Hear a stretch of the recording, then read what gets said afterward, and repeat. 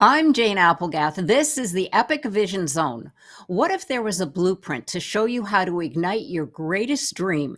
And what if you learned how to embrace the power of shameless ambition? Oscar Wilde wrote, "Our ambition should be to rule ourselves, the true kingdom for each one of us, when true progress is to know more, to be more, and to do more." Jessica Fearnley is a renowned business coach for women consultants and thought leaders looking to break through the glass ceiling and into the next level in life and business. She has a bachelor's and master's degrees from Nottingham University and a career background in project management, business planning, and business development in both the public and private sectors.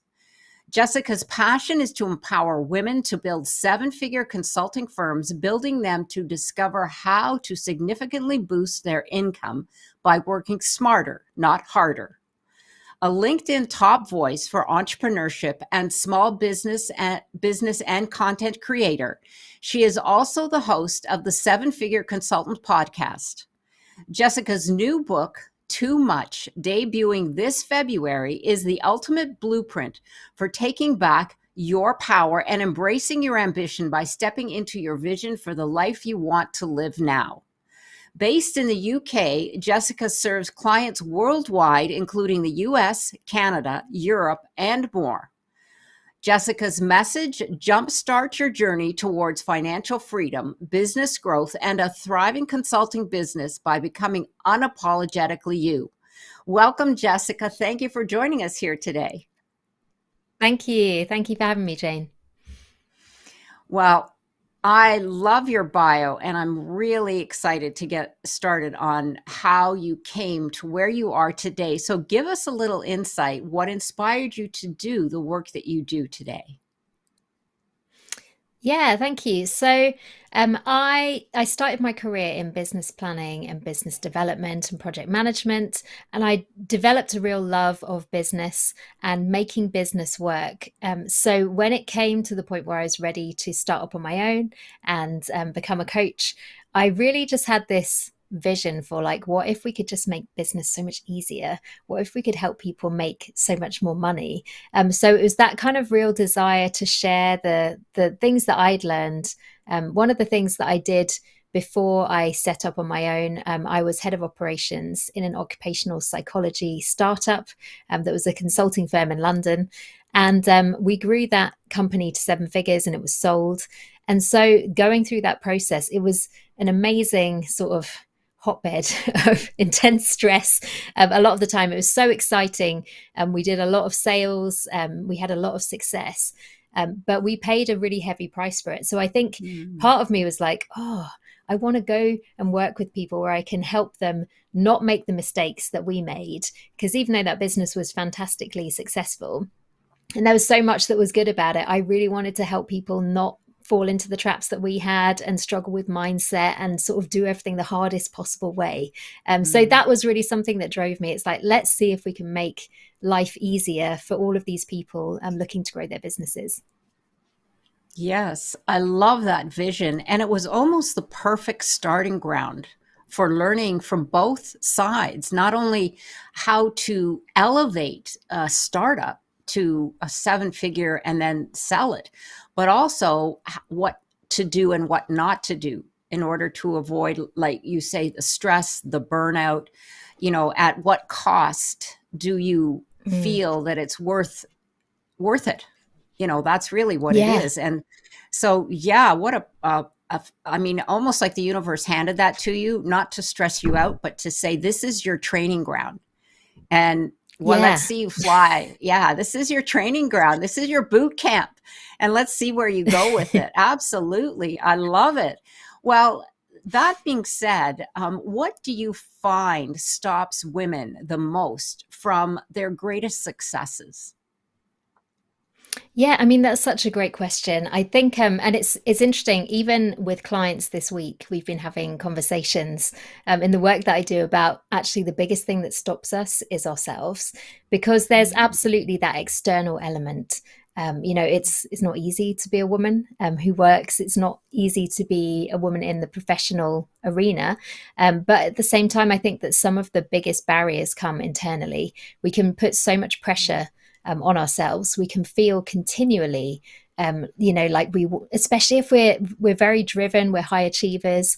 We can feel like, oh, I've just got to keep going. I've got to be better. I've got to do it faster. And when we sort of unpack where those messages come from, we tell ourselves, I think, that, oh, it's other people, they expect me to be this and I need to be this way. But when we really think about it, actually, we're the ones who are driving that level of pressure within ourselves. And I think it can be something where, in my book, which is called Too Much, I talk about how, as much as we can fear that we're too much and feel like too much, we also fear that we're not enough.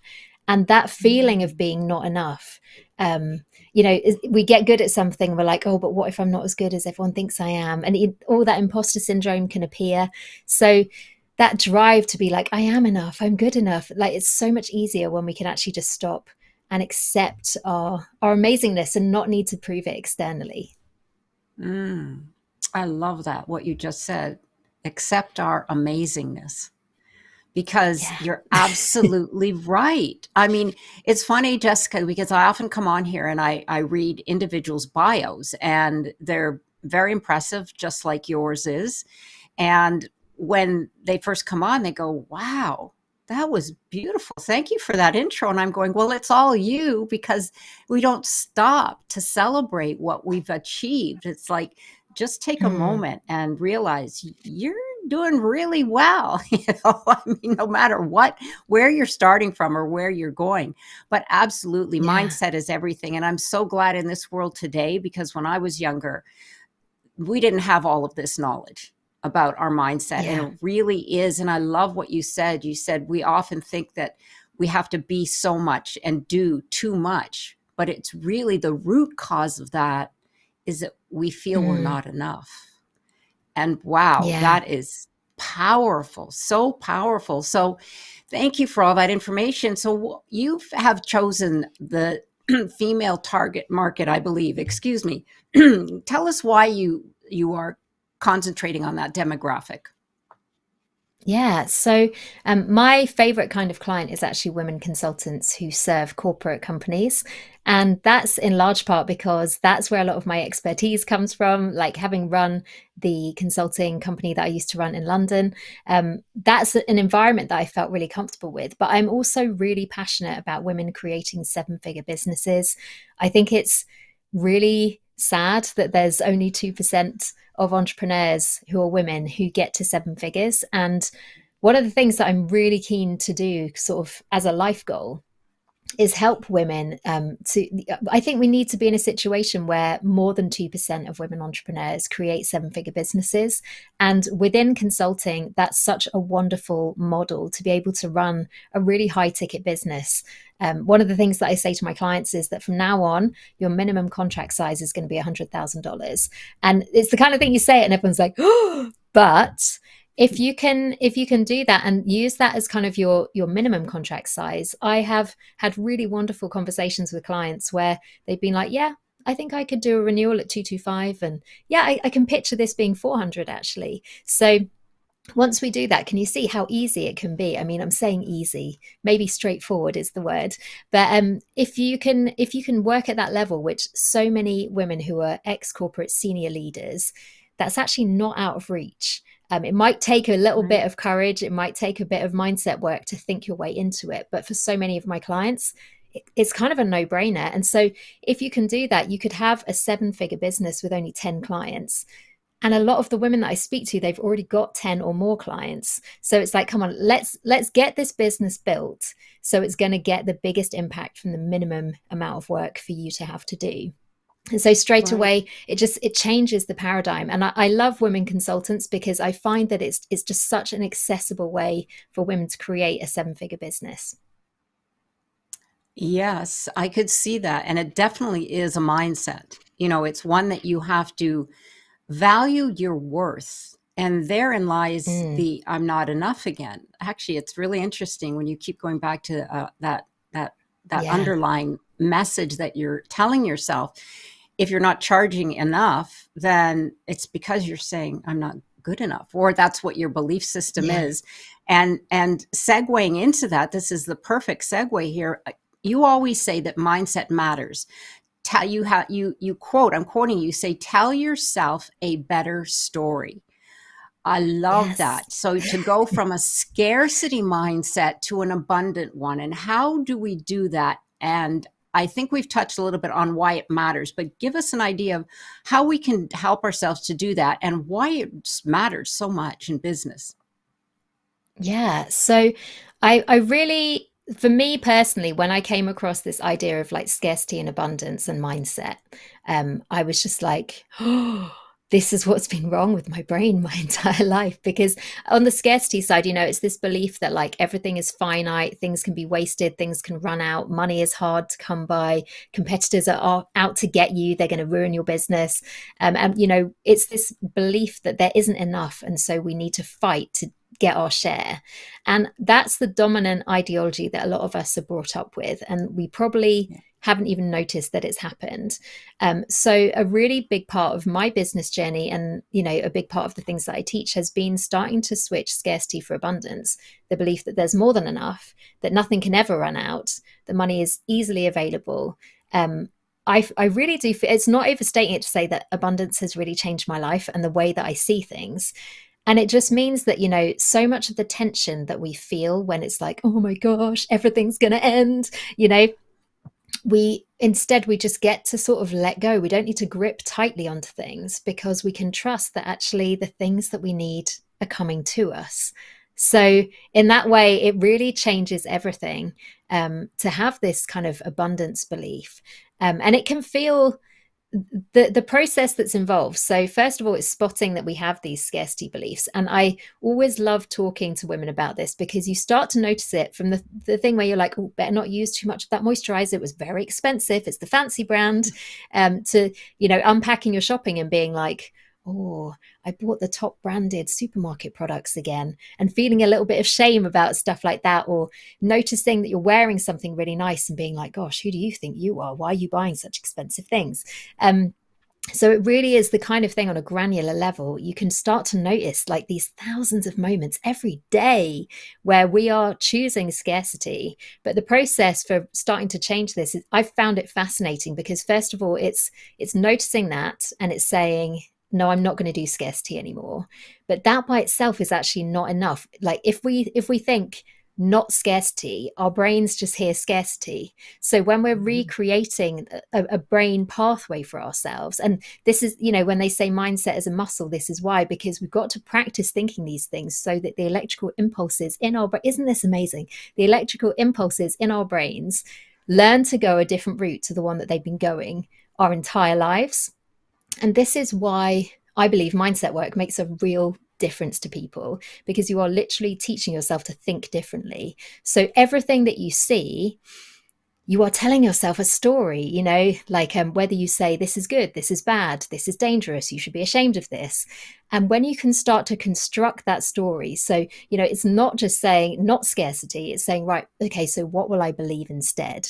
And I think for me Mhm. and for my clients, that's been a really powerful tool to start using because you feel it in every cell of your body when you're not playing this scarcity game all the time. Mm. I'd love to sit with you for an hour and just talk about that. I mean, Yeah. wow. That is fabulous. And I agree 100% with you. I mean, I understand, I know. I mean, the science now proves all of this information, and you're absolutely right. Going back full circle to your when you first started telling us about the awareness of the bringing that Mm, awareness forward, first and foremost, being aware that you're actually sending these thoughts, putting these thoughts out there. And I believe, like you do, it's like a nasty underlying current, an energy current that you're when you're in yeah. scarcity. And when you said, oh, I bought this expensive cream, this moisturizer, I have to use it sparingly. I mean, I've done that, and I never thought of that as scarcity. I always go for scarcity and abundance Yeah. in the business side of it, but it's Yeah. everywhere. And It's boy, to bring everywhere. that forward, it's everywhere. And I don't know about you, but in the old days, my parents, would only bring out the good china for company because that was Hmm. a luxury, would only Yeah. do this for that. And it's like, you know what? We are the luxury, our lives. I mean, we have to Yeah. elevate ourselves to say, you are the luxury. Don't save it. I mean, we're here for such a Yeah. short time. Enjoy it while you're here. And I love the mantra or the affirmation that you said, everything I need is coming to me. In fact, that could be Yeah. your go-to if you thinking those thoughts. If you realize you're Yeah. thinking those and you go, no, pause, everything I need is coming to me. Just to repeat one Mm. thing over and over and over again. And like you said, it is rewiring, but thank you so much for that insight. And so now I wanted to ask you, what is the difference between getting your business to six figures versus seven figures? Oh, yeah, that's a great question. So, what I tend to see with my clients is that, like, when you're getting to six figures, which if you're doing consulting work, it doesn't actually need to be difficult. So, even if you're in a situation where you're selling your consulting for say 20,000 a pop, if you have five clients, you've got a six-figure business. Like a lot of people find that, if you're making any progress at all, it's harder not to get to six figures than it is to get there. But the whole premise of getting to six figures is really about validating the business. Like, is this going to work? Have I got the right offer? Am I pricing it right? Do the people I think want to buy this actually want to buy it? And it's about selling, it's about filling your pipeline and getting it out there. So the strategy is really like, right, create it, plan it, sell it, done. And what I tend to find people struggle with is that then when you're like, right, okay, let's get to seven figures, you will run out of time very quickly. So you can't just keep selling this indefinitely. If your price point is 20,000, it's going to take you a lot of clients to get to seven figures, which is why we need to do what I call a business remodel. And I like to think of this as, like a renovation project in the way that you might do in a house. Instead, you're doing it on your business. We're gonna rip off the bits that don't make sense. We're going to make them bigger. We're going to make them better. All of those things. If you've got a leaky roof, we're going to fix it and give you a really nice one. But it's really about starting to say, right, we've got to leverage. We can't just do this on your energy and your hours because you're going to run out of those really Yeah. quickly. And there's also another important transition that the business owner needs to make from being sort of the solo consultant practitioner to being the leader, the visionary, the CEO of the business. So it's really tempting, I think, for women to kind of hold on to that role and be like, no, but I have to do it all myself and I have to manage all these client relationships. And there's always a unique way that we can find to set it up. It doesn't need to only look like one thing. But the really important thing is to find a way of doing the business that feels really good to you, that gives you back your time. It doesn't necessarily need to involve building a massive team of consultants who are very expensive. There's all kinds of things we can do to set it up in the exact way that you want. But the principle is, we've got to stop, just relying on kind of overselling and overbooking your time, because you hit like a revenue ceiling that tends to happen, I find, around $200,000 to $300,000. Yes, absolutely. Like you said, there's only one of you, and you only have so much Yeah. time in a day. And to make it not only to increase, but to make it sustainable. Otherwise, like you Yeah. said, you go right back to burnout because you're spinning your wheels trying to manage every facet of the business, and your goal is to increase your income, but yet you're just burning yourself out. Yes, that makes total Yeah. sense. And to let go of those reins and to help have others help you with your whatever it is that you need help with, like Yeah. technical stuff. For me, I'm very fortunate. I have a producer who happens to be my husband. So I'm very fortunate in that regard, because technology, I mean, sure, I'm not bad, but when it comes to any of the nitty gritty and all the editing and the posting oh my gosh, Mm. sure, I could learn to do it, but do I want to? No, that's not what I'm here to do. Yeah. You know, Well, and it's yeah, also about exactly. working out. Yeah, it's about working out kind of what is your zone of genius. So I don't know if you come across the book The Big Leap by Gay Hendricks, which is like a go-to. It's a life defining book for sure. But like the whole point of that is that if you have this zone of genius and you do amazing consulting work, it doesn't make sense for you to be learning how to be a VA in the background as well. Because, if you think of your calendar for the week and those hours, you can only sell them once. So if you're Mm. putting like a really nice chunky price tag on those hours, that's great. But then if you're giving them away to stuff that you could pay people 40, 50, $70 an hour to do, why on earth would you sacrifice, your hourly rate, which could be kind of $1,000 or more? Why would you make that exchange? It doesn't make sense. But I think we also get so burned out when we're trying to be all of the things. And it's a real kind of entrepreneur trope, isn't it? Like wearing all the hats. But actually, it's really tiring to wear all the hats. It's really stressful. And it's much more important to be able to know where our strengths really lie and build the whole business around those strengths so that you're not kind of missing out on the opportunity that you have to share your expertise for that high ticket price tag. Mm. Perfect. Absolutely perfect. And we'll all have to go and I have not read that book, The Big Leap. I have heard of it, but now I'm very interested in It's really getting a good. copy. Okay. I'll get it for sure. Well, this leads me to my next question. What does it mean to become your next level self? We've talked about next level business. I love that term, next level self. Give us insight into our next level self. Yeah, so um, it's a really, I think the thing that we have to understand always is that business growth is personal growth. The two things are basically the same, and they can't really be pulled apart from each other because the things that show up for us personally, emotionally, I guarantee you, they will be showing up in your business, even in ways that aren't directly obvious. When you stop and think about it and do the work on it, it's like, oh, this is why I never reply to emails, even though I know that I should. These little things that we do to sabotage ourselves. But I really love this concept of next level self, and it's something that's been really transformative for me and for my clients. But it's about starting to be very conscious about what we're growing into, who we're growing into. And I believe really firmly that it really serves us if you're an ambitious, high achieving woman to be able to visualize like what is my next level self. And there's actually a version of it that I love called the seven figure self, and I talk about this in my book, where it's kind of like picture like who is that version of you who already did it.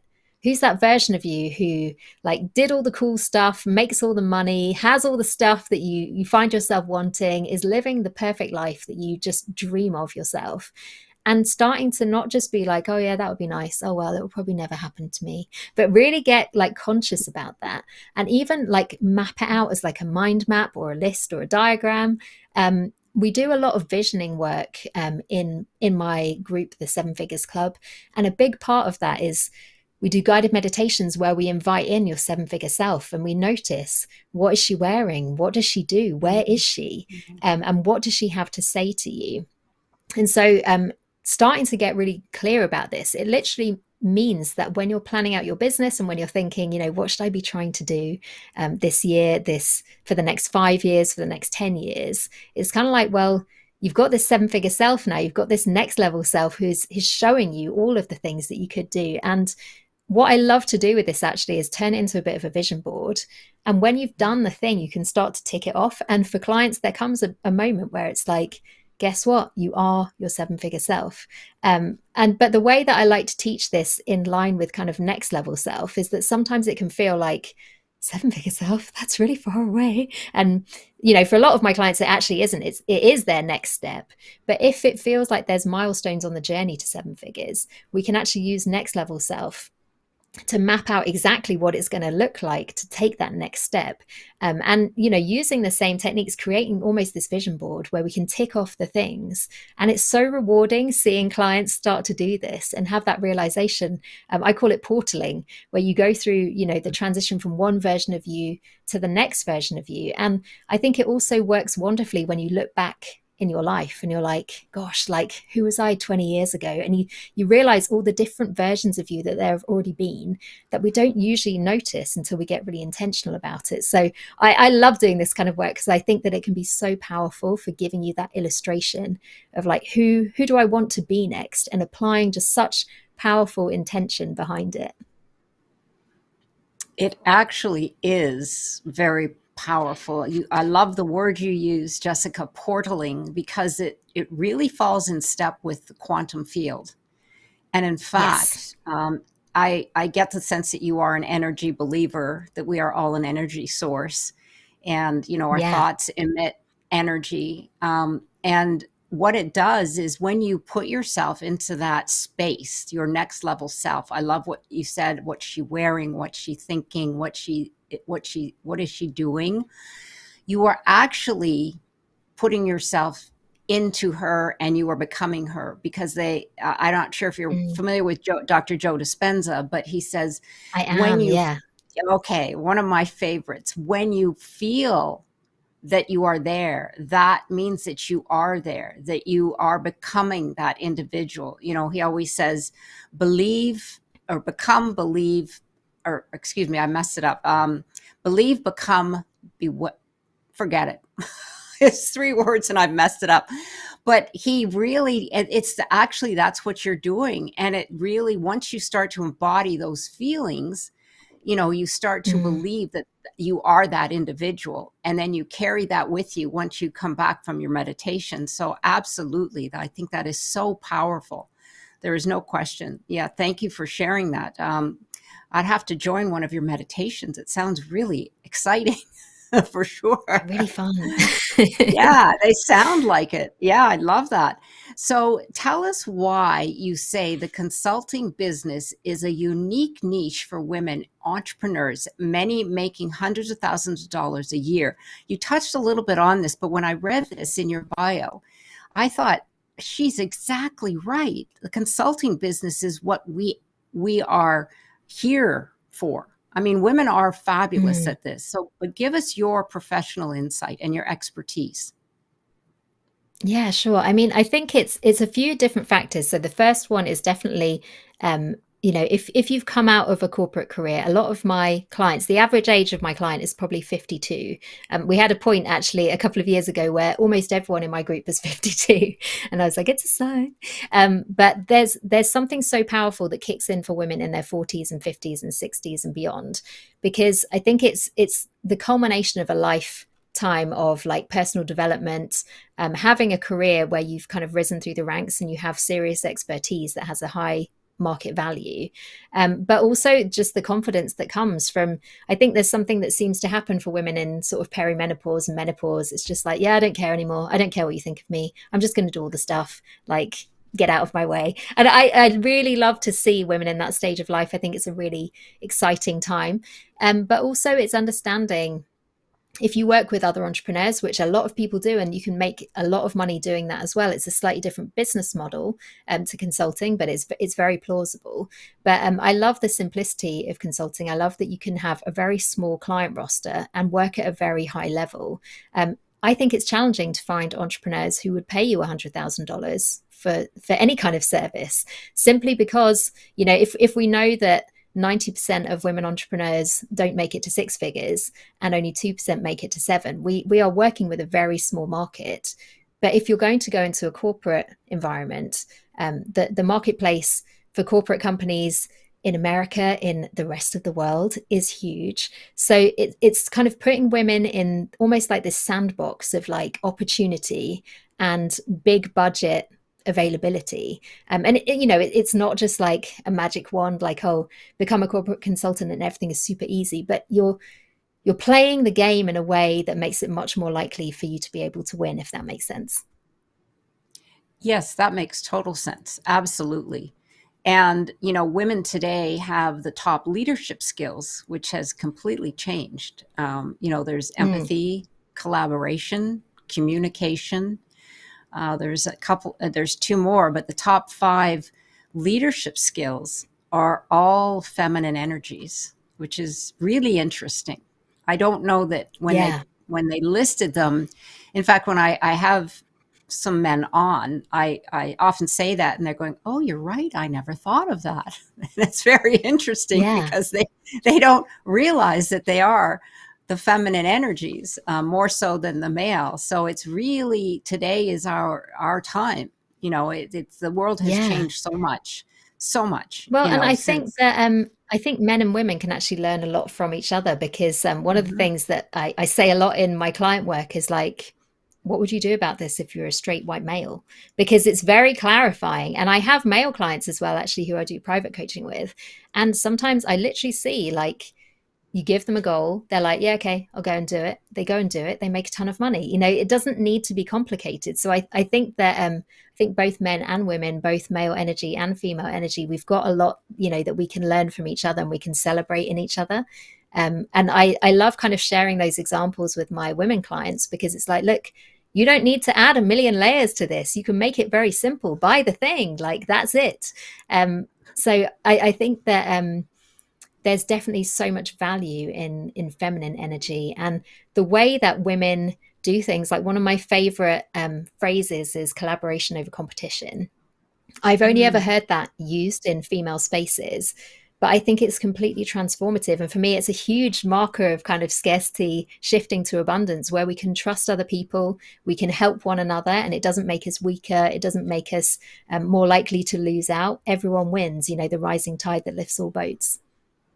Oh, yes. Yes, I love that. It's you're right. I mean, I used to be in the financial industry, and I was a top producer, and I have to admit, most of my clients were men, and frankly, I appreciated them, or it was easier to deal with them because they could come to a decision quickly. I was a Yeah. stockbroker, so the stock market doesn't stay still for anyone. So I would, do the pitch to my female client. Oh, I'll have to think about it. I'm like, okay, but it's going to be a different price next time you call me back. So it's like, or you got to sell, whatever the case might have been. But I used to get very frustrated at the female clients. I was like, why can't you just make a decision?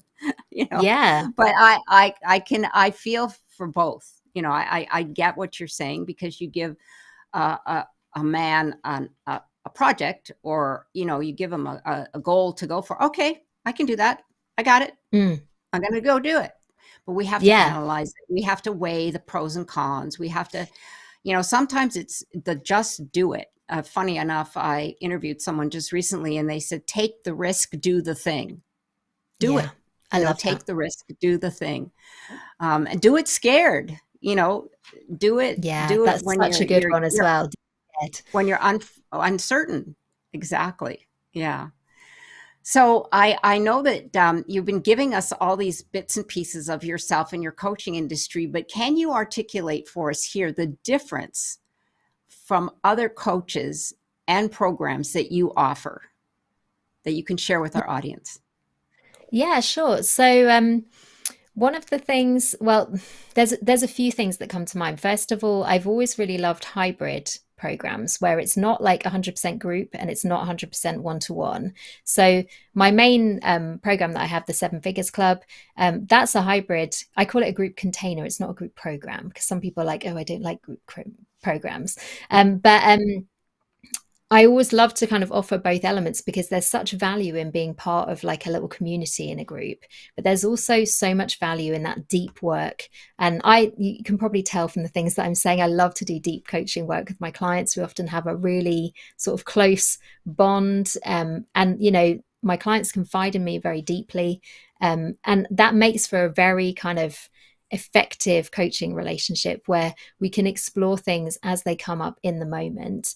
I think as well, for me personally, I always love to be really involved with my clients. So I don't kind of use sub coaches or anything like that at this present time. I'm not saying I never ever would, but I love the coaching so much. I love to know what's going on with clients. I wouldn't feel comfortable kind of outsourcing that to someone else, really. Mm. I really like to sort of retain that. But I think as well, you tend to get coaches who are like, oh, I'm a strategist, I don't want to talk about the emotional stuff. Or you get Mm. coaches who are like, I do mindset. And again, I guess maybe it's a hybrid thing, but I love to offer both the strategy and the mindset. I think that there is so much of the journey that is mindset, but there's also a lot of tactical, strategic stuff that we can just learn and be doing. So I love to kind of bring both of those elements to the work that I do. And I don't let my clients get away with like, if they're like, oh, I didn't do it. I don't know why. That you don't get away with that with me. It's like, why do you think you didn't do it? What could be going on here? What patterns are playing out that we might be ready to break? So I really like to sort of address things in a very gentle and very kind of respectful. But at the same time, I just don't think it serves anyone to just pretend that there isn't an elephant in the room when there clearly is. So I don't. Those are some of the things that come to mind. Is that helpful, Jane? Oh, yes, absolutely. I love that you have a hybrid and it's not just one-sided, because life isn't one-sided and neither is business. And like I said, Yeah. our world has changed so much and we have learned so much over the years, especially with the science of the mind, and the science of how that affects our business, but also our health.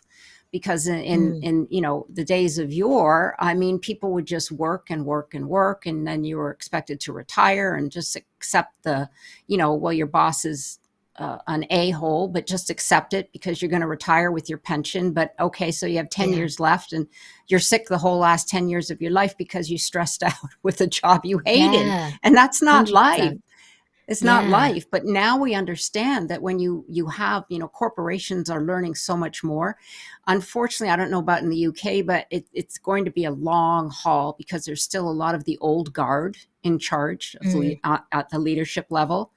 And they still, they do the programs and they'll hire some coaches to come in every now and then, but they mm. at the top, they're doing the same thing. So if Yeah. it doesn't, Yeah. if the top people aren't involved in the coaching program, it's not going to change. Yeah, it's It'll got to make them be kind of feel good. C-suite involved. Yeah, and Yeah, it'll I make I the think go ahead. yeah, well, I was going to say, I don't know if you've like read this, but I read that they think it will take 120 years to close the gender pay gap in the corporate world. Oh, And the one of the things I love about the opportunities we have as women entrepreneurs and consultants is if you want to close your gender pay gap, you just put your prices up. And you can do that mm, today. You don't need to be, because let's face it, it's going to take that long because they don't really want to do it. And it mhm, takes forever, if you're waiting for an HR board or like, some C-suite person or the main board of the company to decide whether you're allowed to have a pay rise. We have such freedom as entrepreneurs. We need a lot of courage to say, do you know what? I am worth this amount of money. I'm going to be charging this from now on. But I think that's such a wonderful opportunity that entrepreneurship presents. We can level that playing field, and we need to remember, I think, as women entrepreneurs, that that is available to us because we play the game even when we're out of the corporate workplace. We still play mm, by those rules if we're not conscious to it. So I think it's kind of we need all of our courage. We need to be stepping forward and saying, I'm good at this, therefore I demand this market rate, rather than starting at the bottom. I have met women online who have been pricing themselves according to minimum wage. And I have to say, minimum wage has never made sense to me. If you're a skilled person with corporate experience and a portfolio career, why on earth should you be going in at such a low level? But I think that's the thing. You can't wait for someone to say, "Oh, by the way, you should put your prices up." Your clients aren't going to say that to you. It's not in their interest. It has to come from us, and we have to be the first person to step forward and say, "I deserve this, therefore I am going to ask for it." right.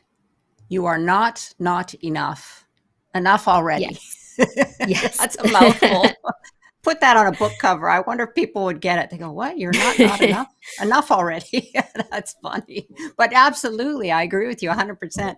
Speaking of books, thank you for that. Too Much. You've got your book, and tell our audience about this book. I'm not sure if it's out yet, but let us know about that. And just give us some insight. I'm very excited to know more about it. Yeah, well, thank you. I mean, okay, so here is this is my proof copy. You can see it's got, oh, I keep Oh, moving it the wrong way. It's got the proof mark on it because the book is literally out today that we're recording yeah. this. So it's available on Fabulous. Amazon right now, which I've never been able to say on a podcast before. So yeah, it's called Too Much, and I wrote it for women who feel like too much, who have spent, decades of their life trying to be smaller, because this kind of label, it doesn't just happen overnight. Often we have been told that in school, we've been told that in university, in our friendships, in our romantic relationships, in our families, in our corporate careers. Don't be too much, like just tone it down, stop being so intense. We get a lot of these messages, and I think it's really easy for us to spend a lot of our time really kind of internalizing that and being like, the problem is me, I'm too much. And what this book is about, it probably won't come as a surprise. The book is making the case that actually, what if you're too much for the thing that you're in right now? But there is a version of your life that is more. There is a version of your business that is more. And your job is to go out and work out what it is and make it happen. And again, it's this idea of permission. Like, no one can do this for you. You have to do it for yourself. That's the responsibility that we all have as adult humans. No one can say like, this is what you should do with your life. We need to figure this out for ourselves.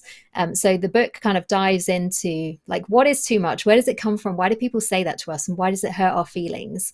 And I talk about kind of the impact of trauma, and how that can contribute to feeling like too much, but also just like the wider world context that the world needs more seven-figure women entrepreneurs.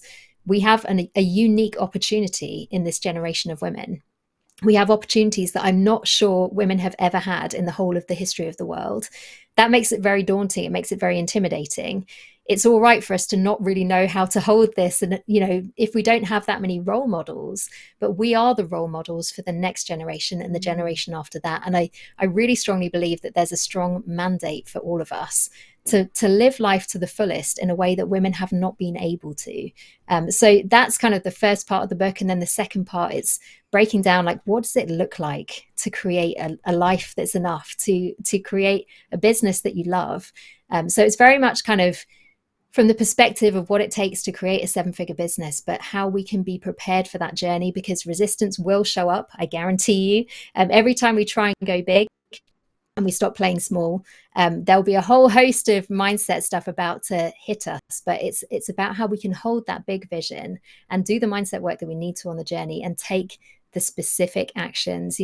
Not a million things, but do the most impactful steps. I call them aligned actions, that really move the needle for us. And I've also thrown in a third part of the book where I talk about like the real stuff that actually happens and how we can be equipped from it. Similar to the stuff I was saying about the expensive face cream and buying the fancy groceries and all that kind of stuff. It's like where a lot of this scarcity can be hiding, and how we can equip ourselves to really know how we can be successful on this journey to more, and what that looks like for us. It sounds like a fabulous reference slash tool book slash mindset book, Jessica. I mean, wow, this is it sounds like a treasure trove of information that, like you said, you've touched on all the different aspects. There's the business aspect, there's the mindset aspect. And then I don't know if there's some stories involved in that, or is it some lessons Yeah. learned? Yeah. Yeah, I share a lot of kind of my personal kind of stories of being too much. I am way too much. So, and something I said on my own podcast, actually, I recorded a special episode this week, in line with the book launch. And I said, if Weird Barbie wrote a book, this is the book that she would write, I believe, because it's all about kind of standing in your own authentic self and saying, yeah, this is who I am, this is what I'm like, I like these things. You might get it, you might not, but it's about doing life with that courage of like the willingness to be disliked and disapproved of by people, because we can't control what they're going to do, and we have to be true to ourselves. Yes, you can't. If you expect everyone to like you, that's never going to work, because then you're not knowing who you really are. It's like in the Yeah. beginning, you said to be audaciously yourself, and, Mm.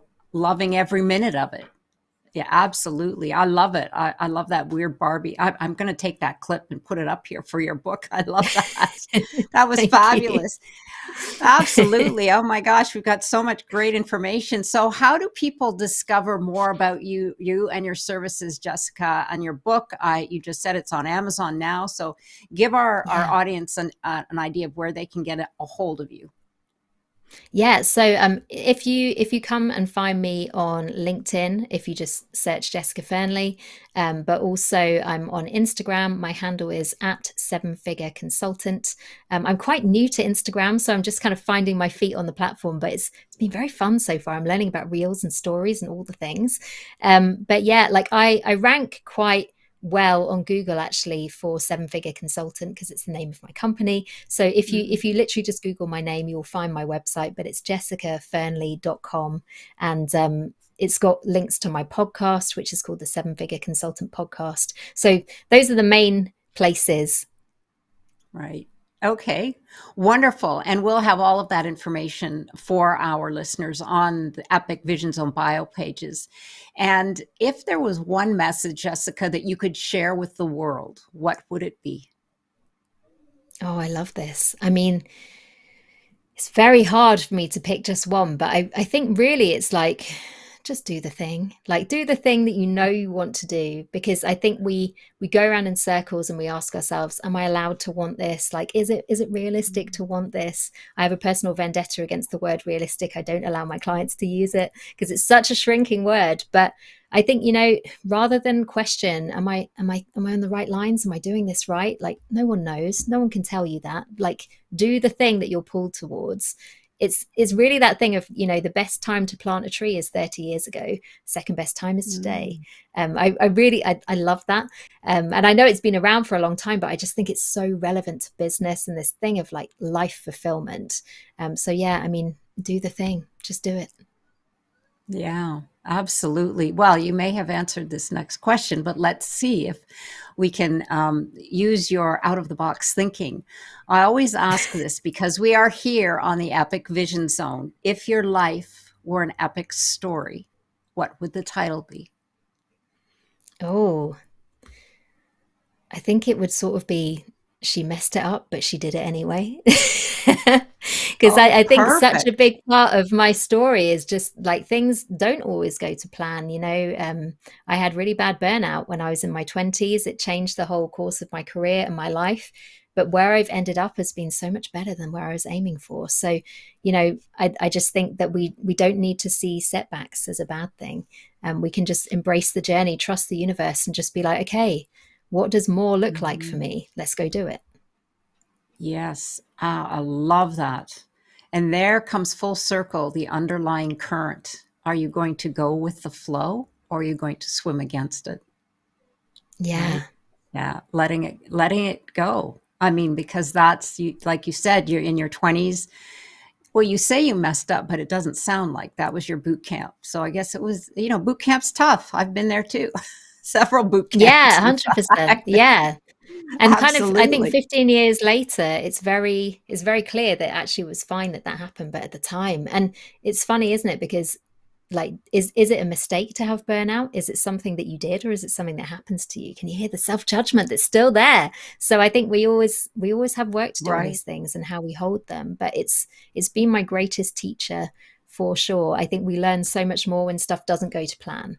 And I think we also learn that our plans are often way too small. So we need the universe to give us these jolts and be like, no, that's not for you. Here's what I have instead.